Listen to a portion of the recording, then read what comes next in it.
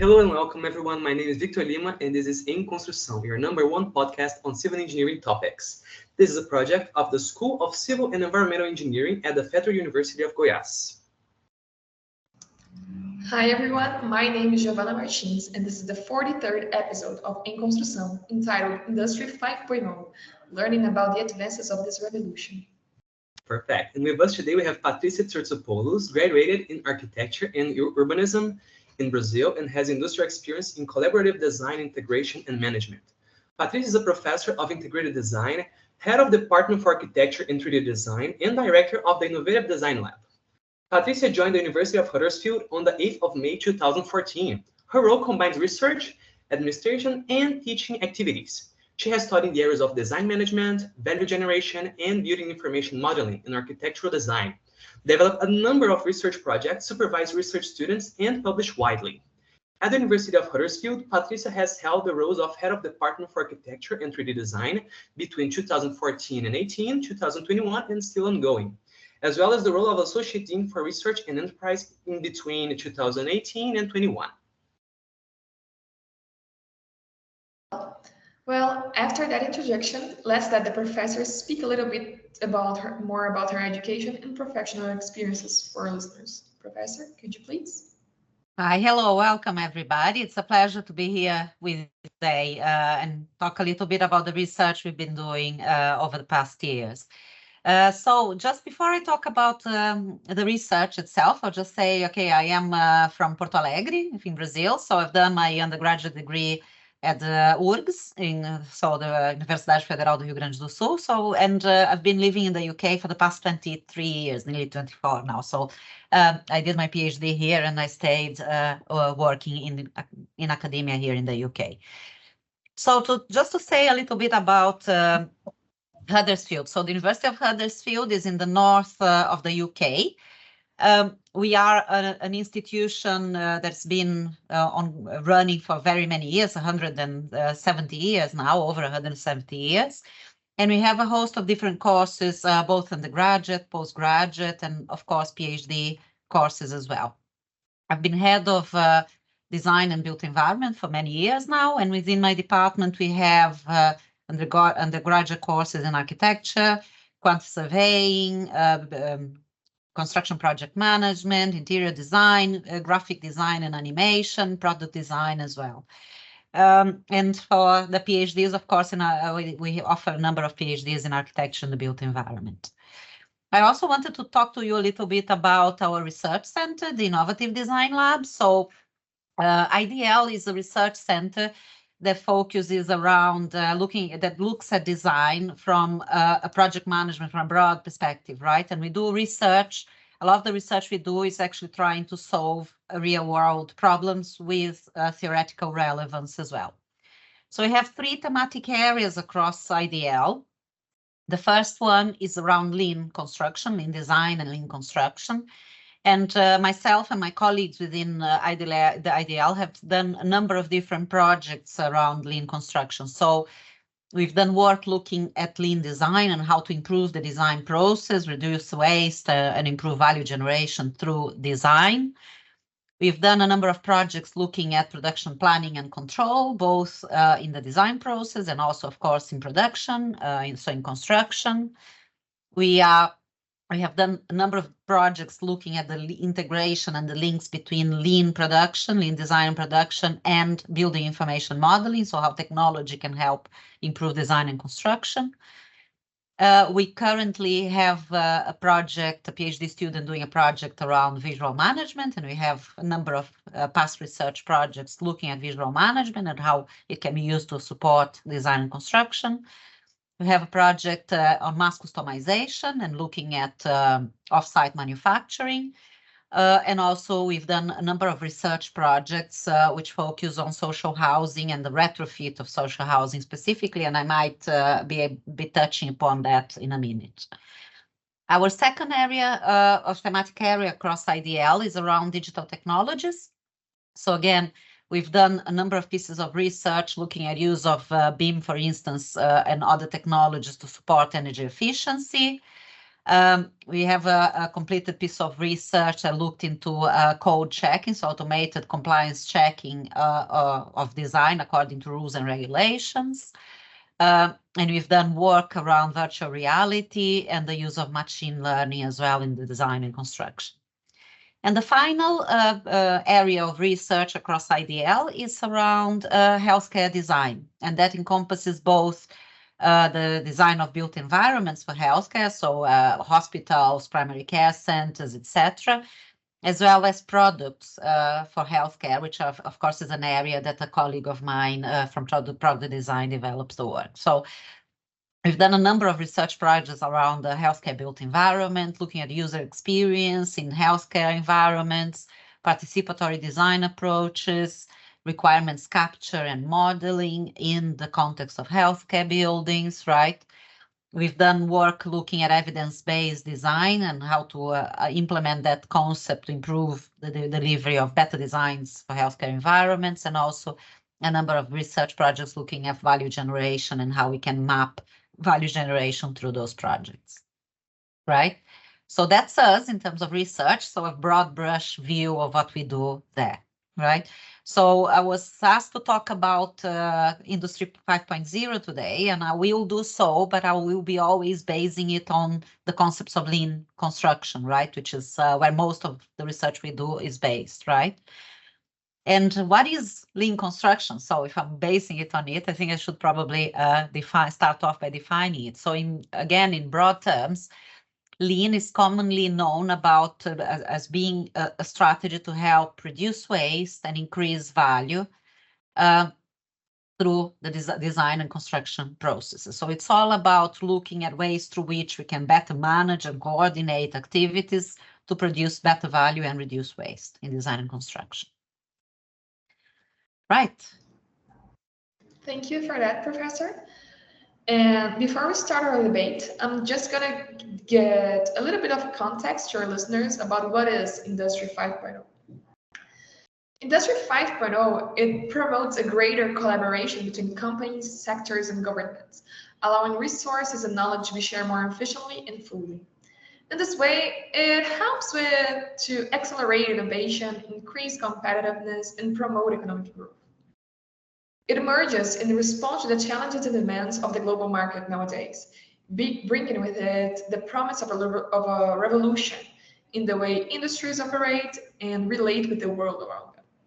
In summary, Industry 5.0 represents a milestone in the history of manufacturing, bringing with it a new era of innovation and technological progress. That's basically it.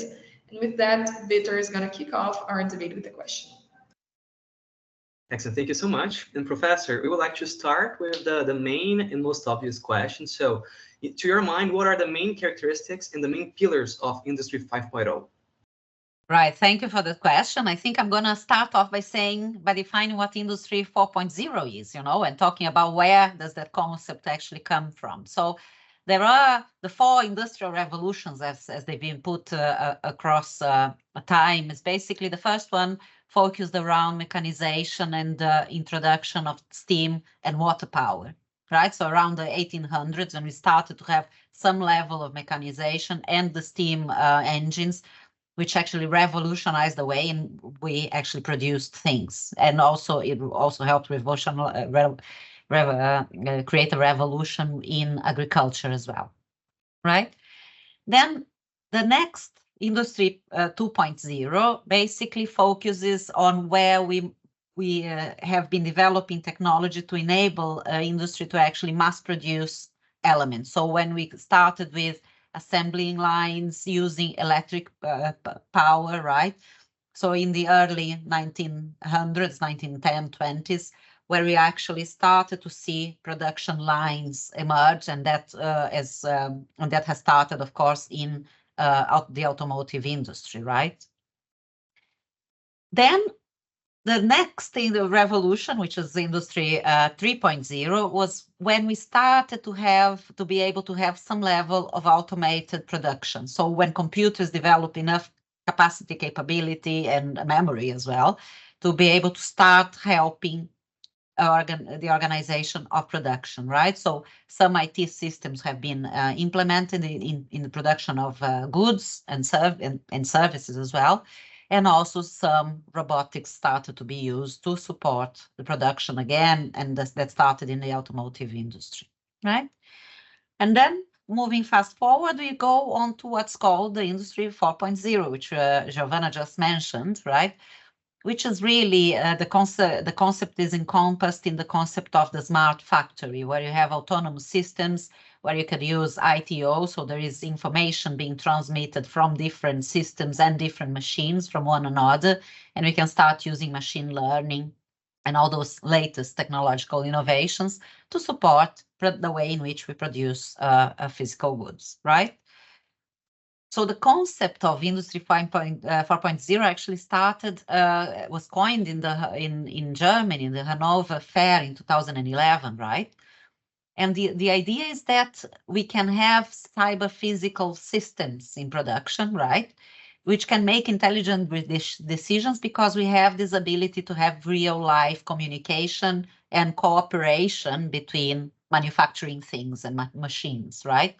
And that enables, of course, quite a high level of flexibility in production, and it enables the development of high quality personalized products as well with mass efficiency, right? So the whole focus of Industry 4.0 was really around digitalization and AI-driven technologies, providing efficient and flexible production. So it's very much a technology-driven transformation, right? Industry 4.0 has a number of principles which talk about interoperability, adaptability, flexibility to changing requirements in production, reliable and secure communications. And of course, because the whole revolution is very much based on the use of technology, data and information, right, in an automated way. So data security is really very important. Then when the industry started to become really used to the concept of Industry 4.0, then came out this idea of Industry 5.0, right? And that is a concept that came out of a policy brief by the European Commission, right, which was published in 2021, right? But the first academic efforts pushing this idea of Industry 5.0 started in 2017, right? So within it, the idea is that we should be using and recognizing the power of industry to achieve societal goals beyond only jobs and growth, right? Because the focus of production up to there was about enabling growth, enabling mass production, creating new jobs, right? In terms of the main benefits of industry to society. The idea of Industry 5.0 is that we should actually be using and recognizing the power of industry to achieve other goals, so that industry could become a resilient provider of prosperity by actually making production respect the boundaries of the planet, first of all. So climate change is really a major driver for that, but also placing the well-being of the industry worker to the center of the production process, right?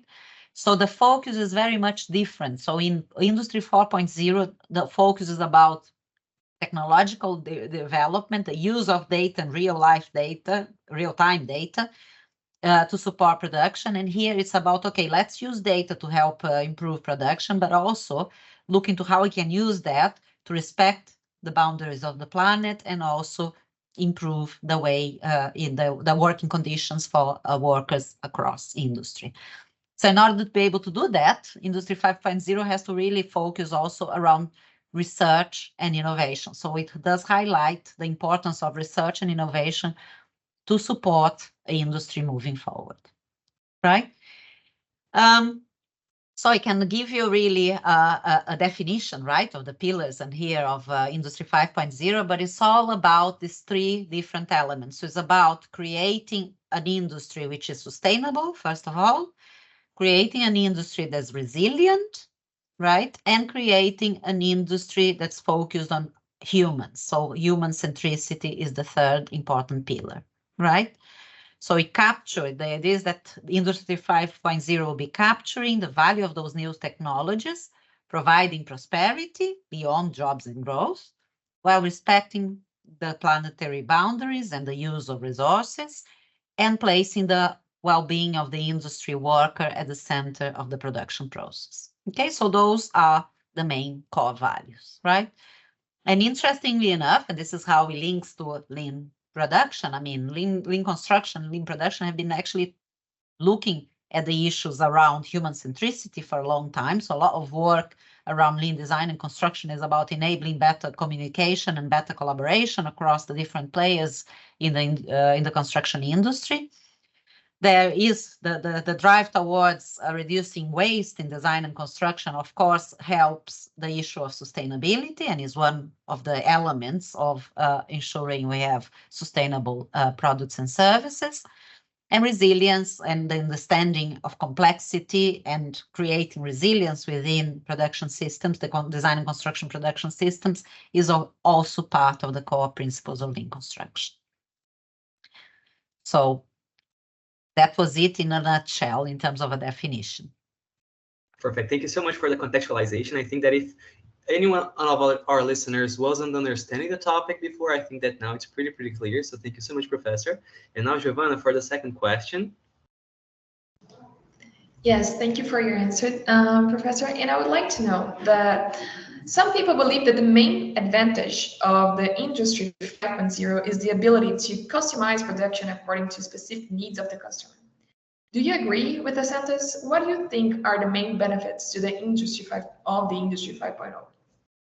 Yes, of course. I mean, the issue of customizing products and services to customer needs and requirements is an important element of Industry 5.0, but it was there already on Industry 4.0, as I was discussing now. So we have been using already technology to help create more flexibility and adaptability in production systems, right?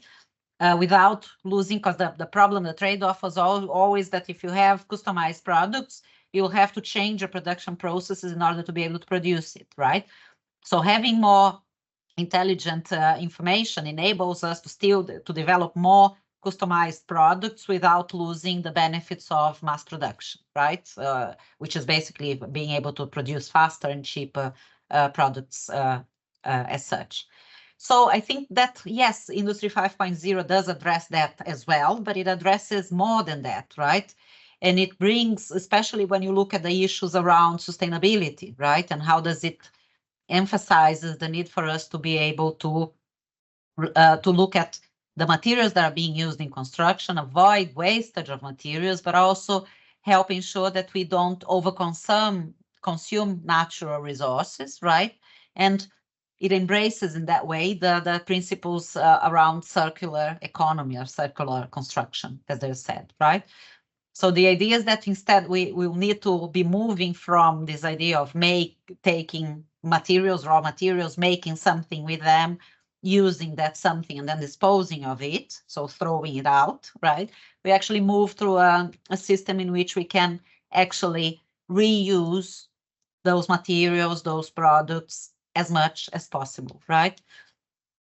So for me, that's one of the main benefits of the idea of the Industry 5.0 is that we actually focus on those levels, different levels of circularity of materials, and we will be developing, hopefully in the near future, more research around the issues of reusing materials, reducing the volume of raw materials that are used in construction, renewing. So when you design a product, considering how it can be dismantled at the end of its life, and those elements, systems, materials reused in different products, right? We would be looking at reusing more products, and especially buildings. We do that already. We do refurbish buildings, don't we? But I think we'll see more and more strategies to help improve that reuse and improve repairing, refurbishing, remanufacturing, repurposing, and recovering materials as well as we go on. So that's one of the main benefits. The second main benefit, which is focused on the second element of the pillar of Industry 5.0, is the fact that it actually promotes talent, diversity, empowerment for the construction worker. So it's really, and this can be of huge benefit. And of course, what we will see is that sometimes some people may perceive that they might be losing a job, say, as a consequence of that. But the truth is the contrary. The contrary is actually the truth. The whole principle is that you can reskill people and help people redevelop so they can do different jobs, new jobs, probably better jobs as well during their lives, their lifetime, right? So that would be the second main benefit. And the third main benefit is really about this idea of resilience, right? The idea is that basically we should be able to get to a point where industry can continue operating regardless of major catastrophes, right? So when the COVID-19, of course, is one big example of that, right? So I think the construction wasn't in the beginning resilient enough to keep on going, and a lot of construction sites had to shut. But now we started to look into ways through which we can increase resilience of sites and the ways in which produce, so we can actually cope with major and unpredicted changes like a pandemic, right? So those for me are the main benefits. Well, Professor, thank you so much. And now that we know about the benefits, I think that it would be important for us to know how to implement Industry 5.0 in our lives, and especially in your research. So how have you been coping with that? How can you implement that idea in your research?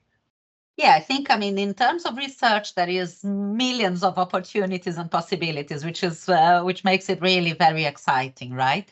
I think we need to pick up different elements of the Industry 5.0 and actually focus onto those elements, right? So there has been a lot of already existing research, as I said, looking at, from a human perspective, for instance, looking at improving collaboration and communication between different stakeholders in construction. And again, if I refer back to lean construction, there's been a lot of work around commitment planning, right? So ensuring that people who are involved in the planning of the construction site are committed to develop a set of activities within a specific time frame, right? Looking at strategies to improve collaboration and so on. If you look at the issue of value generation, I'll give you an example of a recent project that I was involved with, which was a project that was developed in collaboration with Unicamp in Brazil, the TU Delft in the Netherlands, and the Helmholtz Center for Environmental Research in Germany. And that project was focused around identifying user values in the context of social housing retrofits, right? So across Europe, there's a lot of work being done at the moment to try and retrofit homes so we can achieve the energy efficiency targets, so reduce energy consumption to keep houses warm in the context of Europe, right?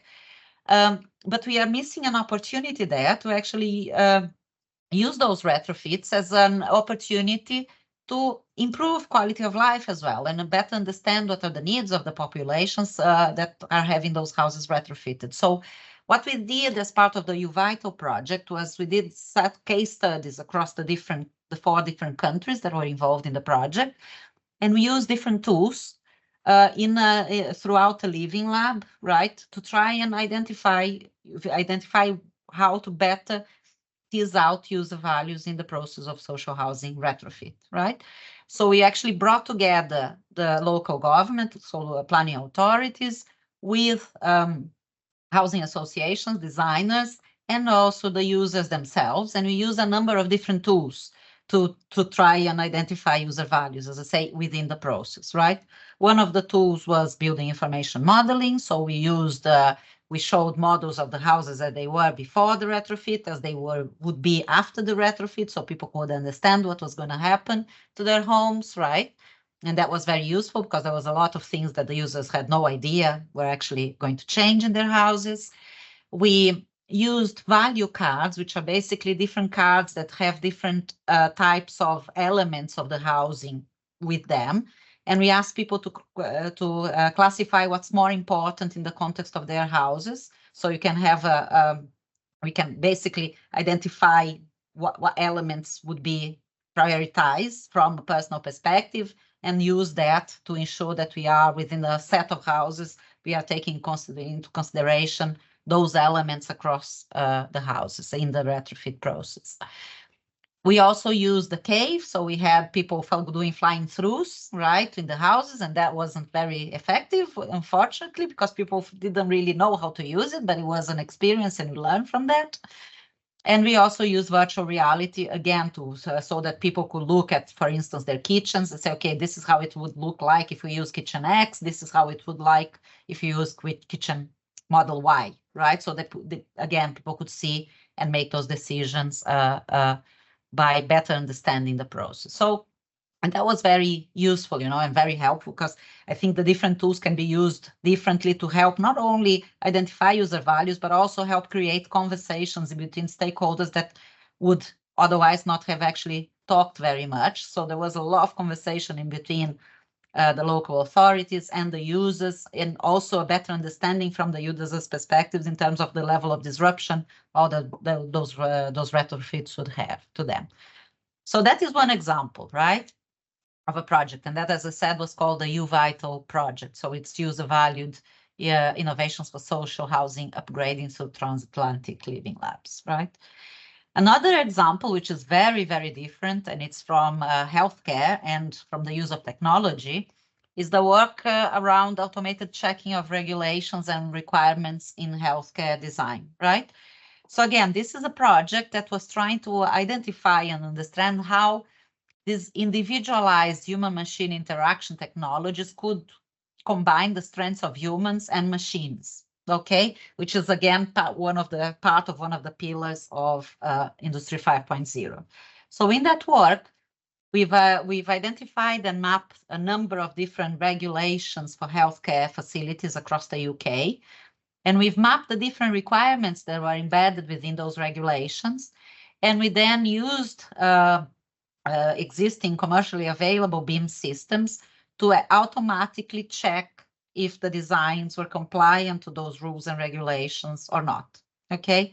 And what we found out, interestingly enough, is that there was over 100 different documents with more than 85,000 different requirements, within those regulatory documents. So of course, it's impossible for any single person to ever check compliance of all those regulations. But we also identified some issues that need to be improved in the regulations themselves in terms of how the regulations are written, because some requirements we can easily check automatically, and those are the more simple, more direct requirements, but some requirements are actually written in a convoluted way, so it isn't clear exactly what the requirement is, and it's very much left to interpretation, and that, though, for those requirements, of course, we cannot automate. But we found out that, again, there's a lot we can do already with the existing technology, which is, of course, of benefit, but a lot more work is needed in the area. So those are a couple of examples of projects, as I say, that discuss that.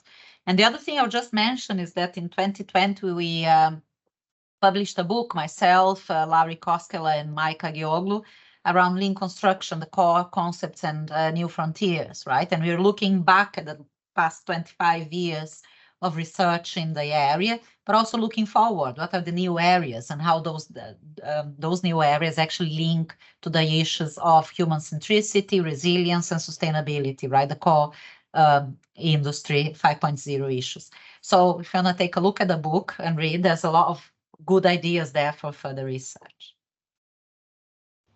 Excellent. Thank you so much, Professor. I'll think that I'll be getting into that book. Absolutely. So thank you so much for that.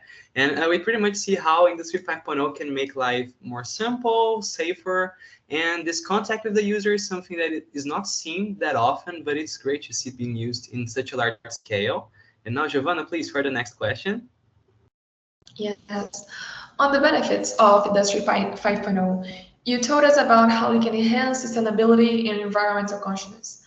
I would like to know in what ways it can influence the architectural practices, and what role do architects play in promoting eco-friendly innovations within the possibilities that Industry 5.0 opens.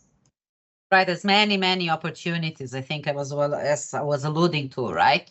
if you start off from the issue of sustainability, right, there's a huge amount of research that has been going on across architecture specifically in terms of the use of biophilic strategies in design, the use of more vegetations and, green roofs and green walls, for instance, as examples, to help improve sustainability.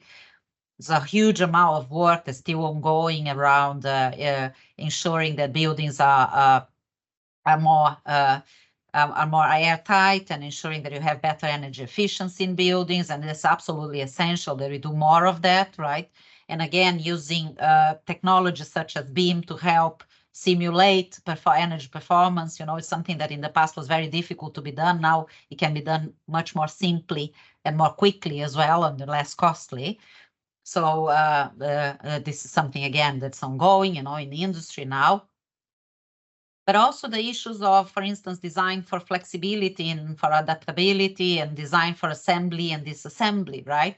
So I think now we have, those are areas that have had some research in the past, say about 10, 15 years ago, and the area kind of quietened down. But now with this new push of circular construction and circular economy, I think design for assembly, disassembly will have a huge role to play, right? In terms of, okay, well, how do we design that so we can disassemble buildings more easily, enable the reuse of materials of buildings, and architects have a key role to play in that, right? The same goes for mass customization. I mean, we have had a number of research projects that actually look at the issue of mass customization, but we have new opportunities now in creating more off-site manufactured but customized products and services. So it's an area that has been growing again slowly. So there's very many opportunities. And I think that architects' imagination is really going to be essential to ensure, and creativity are going to be essential to ensure that we actually address the need to have net zero carbon buildings, buildings that support nature and improve quality of life, and buildings that are energy efficient as they need to be, right? And also not only the products themselves, but also production processes. So how do we improve net zero? How do we create construction that is actually moving towards net zero during the production as well? So in terms of the energy and not only the materials, but also the energy that is used during the production of buildings themselves, right? So that's yet another big research area there. Well, it's really interesting, right? When we think usually of technology, we think of modernization in the ways of concrete and steel. We not often think, oh, in what ways can it impact the environment positively? It usually has a negative stigma with it. That's really interesting. Thank you. Yeah, you have to consider, for instance, material there is a lot of work in looking at materials and how can we improve. And you know that, for instance, concrete is one of the major culprits in terms of consuming energy and actually producing loads of CO2 emissions, right? That the production of concrete is really bad. So we see different countries in the world actually doing things to try and address that. So for instance, we know that in the Netherlands, there have been what is called the concrete agreement, which saw a number of companies come together to try and improve ways in which concrete is produced. So there have been companies looking at changing what goes into the concrete, so the types of materials that go to produce concrete, to actually help create what is called a low CO2 concrete, right? Using less CO2 emissions through electric concrete mixers, for instance. We see examples of using less concrete through 3D printed elements, right? Which again use different types of materials which are which produce less CO2, right? We've seen research looking at actually the reuse of concrete through New Horizon urban mining, which is a research project, and so on. So there's many different examples there, and that's just looking at one type of material, that is used in construction. So now there's more and more research trying to look at, okay, what are more environmentally friendly materials that can be used? And how can we reuse more effectively existing materials on the buildings we have out there already? All right, Professor, thank you so much. And we see a lot of focus on the environment, on the user. Now, shifting a little bit to the professional, which do you think are the main characteristics that the 5.0 professional must have? Well, flexibility is one of them, right? Then there is the issue of being able to be flexible in terms of reskilling and upskilling, right? This is going to be very important. And, you know, because sometimes we even consider that in terms of education and how we educate our architects, our civil engineers, our quantity surveyors, our construction project managers, right? In the future, the professions will change. There's absolutely no shadow of a doubt. We are not going to be doing the same things we do today in 20 years' time across construction, right? We will have to operate in different ways. So we need to ensure that our professionals have this in mind and they consider how they can go through this continued process of reskilling, upskilling, changing the skills, and be able to operate flexibly within design and construction. So that for me is probably the main element, right? And we have to upskill not only because the processes will change, but also because of technology. We need to understand technology in better ways than we needed to 20 years ago, for instance, right? So today, it's really, if anyone wants to work on a big construction company, they need to understand the different ways in which, for instance, BIM technology can be used and how BIM can help support better design production processes. How do you improve processes through Lean? So all those are basic, they're turning what were like 10 years ago, they were very advanced skills. Now they are basic day-to-day skills. So, and this is going to be a process of change which will be continuous. So we do need to ensure that everybody in the industry is open-minded and sees that there is going to be that need for upskilling, reskilling constantly. Yeah, I really like this idea of not only having the skill, but upgrading and acquiring new skills, because being stagnant is not something that is allowed anymore pretty much in today's market. No. And basically, with all that we've been talking about this industry, it's completely against the idea of Industry 5.0. Yeah, and the thing is that it makes your job more exciting as well. Imagine that, you know, if you're going to do exactly the same thing day in, day out for 20 years, I mean, I couldn't do it personally, right? So it's really good. It's a good challenge for all of us. So we have to see it in that light. Yeah, 100%. I agree with you. I think that once you start doing things on the automatic, like not learning anything new, not improving or doing anything different than what you're used to, your work starts getting, unfortunately, not necessarily lazy, but automatic is not necessarily the formula for perfect. But anyways, Professor, thank you so much. And Giovanna, would you like to ask the final question? Yes, Professor, I actually would like to know, in this ever-changing market, which only gets more and more competitive, and everybody who fails to keep up, like I said, doing the same thing, will run out of business. How can the professionals of construction, engineering, architecture keep on? Because there are emerging technologies coming in and out and changing in the span of 3 months, let's say. What are the best emerging technologies to invest in? Okay, this is a great base for the future things that are going to come. What do you think are the best knowledge to harbor and to learn in this state of our world to provide for the market and future things to come? Yeah, I think this is a very broad question, isn't it? Because it depends on what professional you are, right? And there are different tools and different things that support different elements of the industry. So probably there isn't one single answer to your question, right? But I think I was alluding to building information modeling beforehand. This is something that is not going to go away. It is. It does require understanding of software, understanding of systems, but also it requires changes in processes. So the better we develop those new processes, the faster we'll be able to actually take all the advantages of those new technologies.